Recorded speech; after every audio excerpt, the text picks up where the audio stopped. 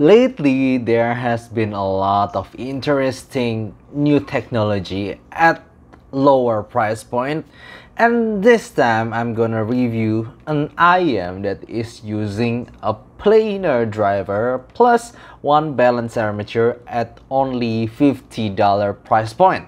So hello and welcome to Aftersound Review, and this is my review for Kinera Gumiho. I need to say that Kinera usually using Nordic mythological gods as their name for their products, but this is the first time I think that I have seen that they are using another mythological creature, but not from Nordic gods, but rather from Korean culture.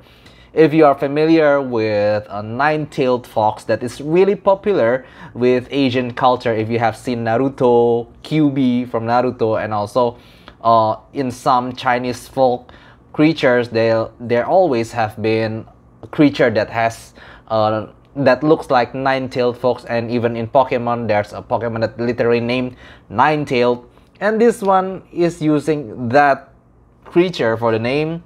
It is the Gumiho, but it's from Korea, and I have to say that at $50 price point, it is one of the best packaging that I have ever seen. It is really pretty, and even if you maybe not really like the sound of this IM, but I have to praise that they really looks good.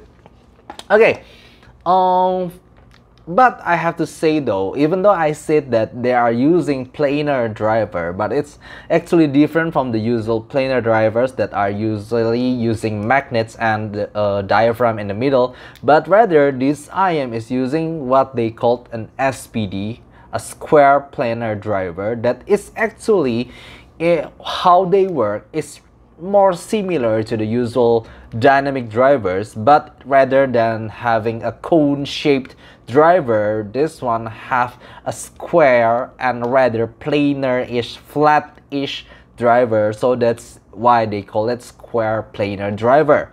And they cost only $50, and let's see how do they perform. Just like usual, I will break down this review from the build, fit, frequency, response, sound, and comparison. In terms of build quality, I feel that it's okay. I mean, even though it looks super cool, this is literally the best looking IM. It has this kind of art for the faceplate, and it's not two-dimensional. It has a little bit of dimension to it. It has depth to it. I really love it, but the whole body itself, the whole housing itself is actually made of plastic, so in terms of build quality, I feel that this IM is still on the lighter side and doesn't feel really robust. And the cable, for the cable they are using 2-pin connectors, the usual 2-pin connectors, and the cable itself is braided like this. It is twisted mostly, and in the website you could actually choose which kind of jack do you want, whether you want a balance or single-ended jack.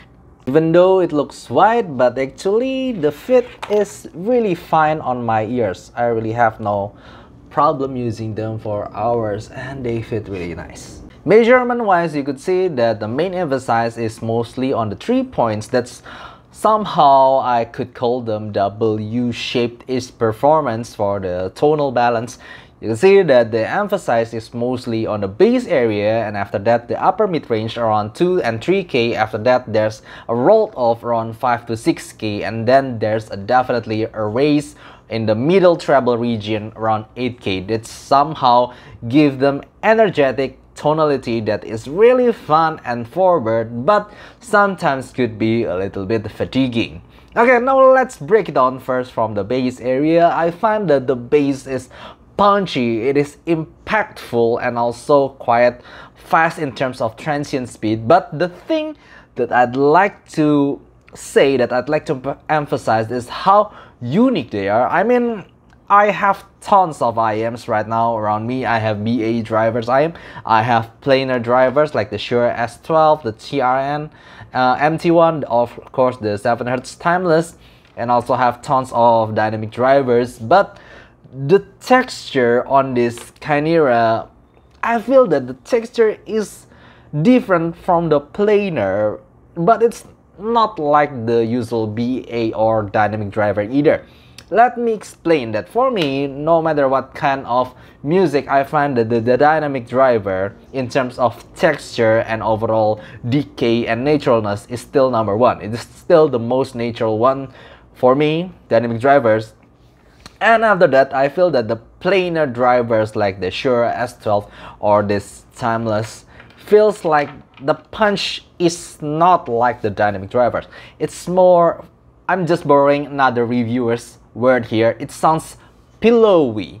It sounds like the punch is not like ding, but it's more like ding. So it doesn't give you same punch as the usual dynamic driver. Rather than the texture and also the tech, even though it is impactful, but the texture, the bounciness, I feel that it doesn't go as hard as the usual dynamic driver. I still find that there's a little bit of softness in punch, but in terms of quantity and also control and speed, I find that it's really acceptable and it's really nice. I mean, I could play even rock music, I could play EDMs, I could play pop music, and I have no problem. It's just that the texture, it's just one of a kind. It's really different from any kind of IMs that I've tried or I own right now. I find that the mid-range area, even though it is quite forward in terms of frequency response, how they look, but in terms of how I perceive sound, I feel that there's a recession, especially in the lower mid-range area, that makes somehow the vocal is a little bit recessed. But yes, there's an emphasis around that 2 or 3K area that makes female vocal sounds more forward rather than male vocal.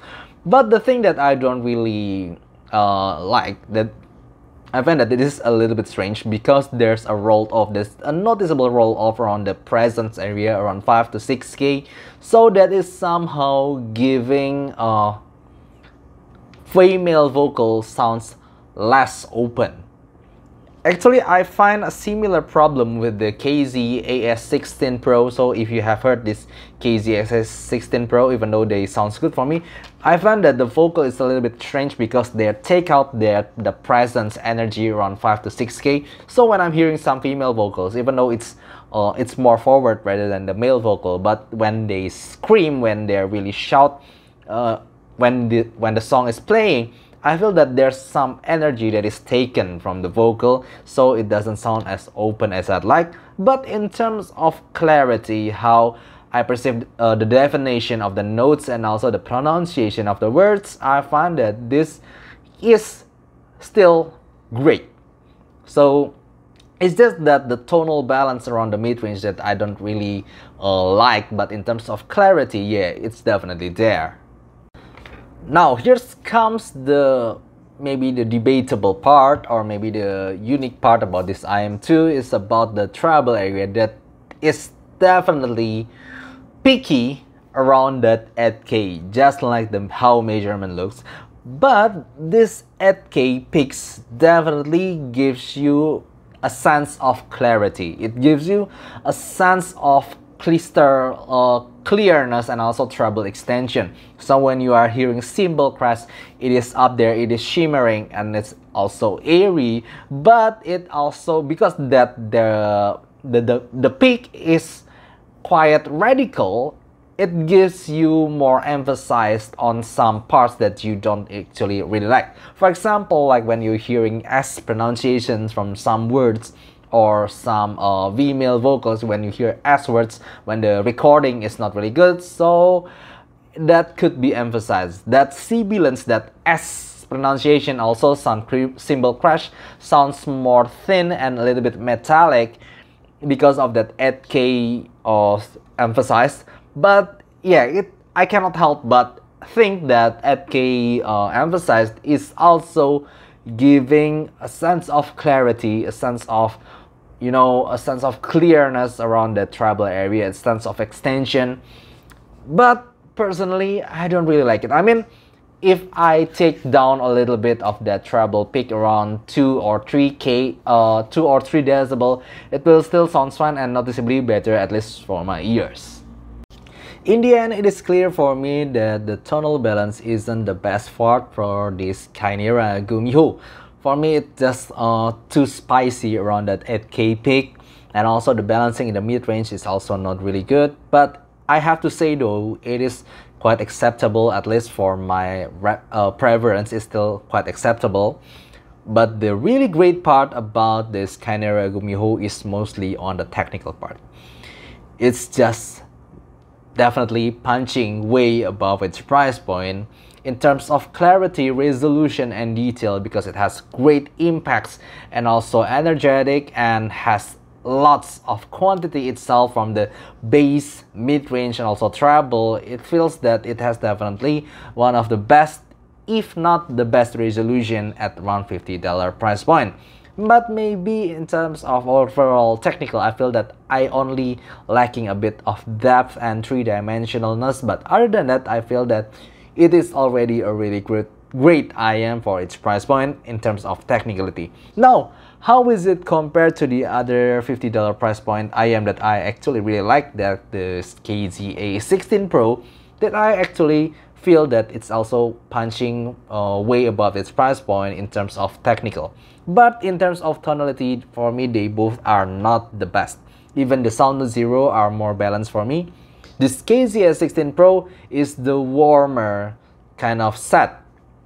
It has more thicker vocal and also much less treble, to the point that it sounds definitely darker than this Kinera Gumiho.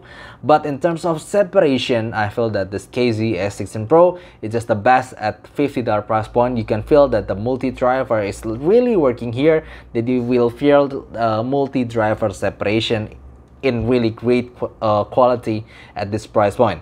For me, the imaging and separation is better on this KZ AS16 Pro. But in terms of impact and also transient and also resolution, I feel that this Kinera Gumiho is giving a better offer, but in trade for much sparkling treble, to the point that I believe that some people will find it fatiguing. But yeah, if you are someone who prefers tonality, I think that this Kinera Gumiho is not for you. But if you are really searching for technicality and in terms of tonality, you can EQ it down later anyway, this Kinera Gumiho could be a solid choice for you, because it definitely has great technical but not so great tonal. At least I still find that the tonal is still acceptable for my ears, to the point that I feel that, yeah, it's still quite enjoyable for my daily music, but it's not my overall preference. Okay, now for the ranking of this IM, let's see, this is my final score for the tonal, and this is my final score for the technical. Yes, this is more a technical set for me, and this is my final score.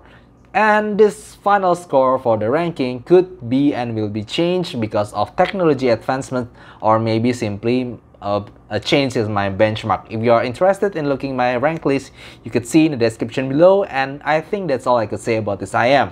I hope you enjoyed this review, and see you next time. Bye bye.